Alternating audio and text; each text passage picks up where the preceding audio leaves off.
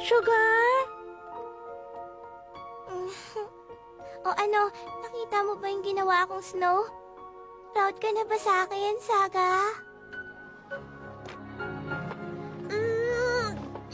Okay, natapos ko na rin yung homework ko. Buti na lang nagawa ko lahat ng plinano ko ngayong araw.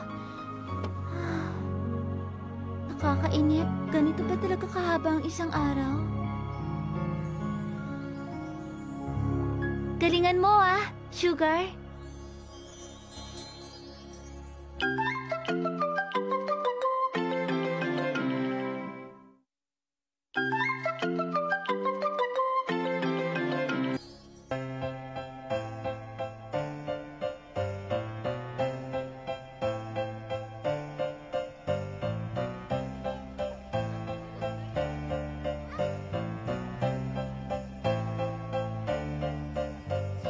Basil, parang ang lamig dito, hindi ba? Okay ka lang? Anong parang malamig? Hindi lang parang malamig dito, malamig talaga. Nanginginig na nga ako Maga yatang dumating yung winter sa kanila kaya ganito kalamig. Ha? Ang ibig sabihin... Sa bandang hilaga na kasi ang nayo na to. Maaga talagang dumating ang winter dito kaya malamig na. Ibig sabihin? Ibig sabihin? Pasensya na kung naghintay ka ng matagal.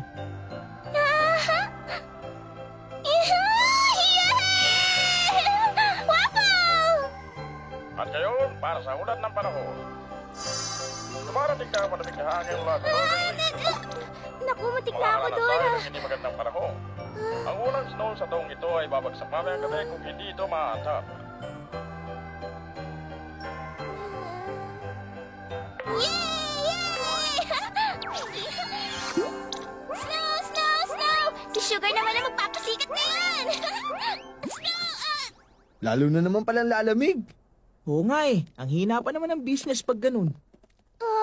Balita ko, ulan daw ng nyebe mamayang gabi. Nakakainis naman. Wala pa namang biyahe mga tren kapag may snow. Bakit nagre-reklamo kayong lahat? Maganda naman yung snow Masaya yun, di ba? Gustong-gusto ko nga ng snow. Hindi ba gustong-gusto nyo rin nun? Magandang snow, hindi ba? Masyado talaga mareklamo ang mga tao, hindi ba, Cinnamon? O ano, tuturuan na ba natin sila ng leksyon? Sige!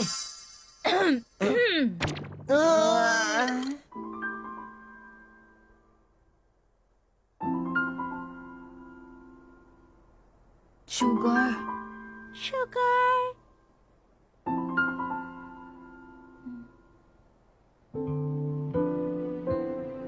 Ay, naku. Talaga naman.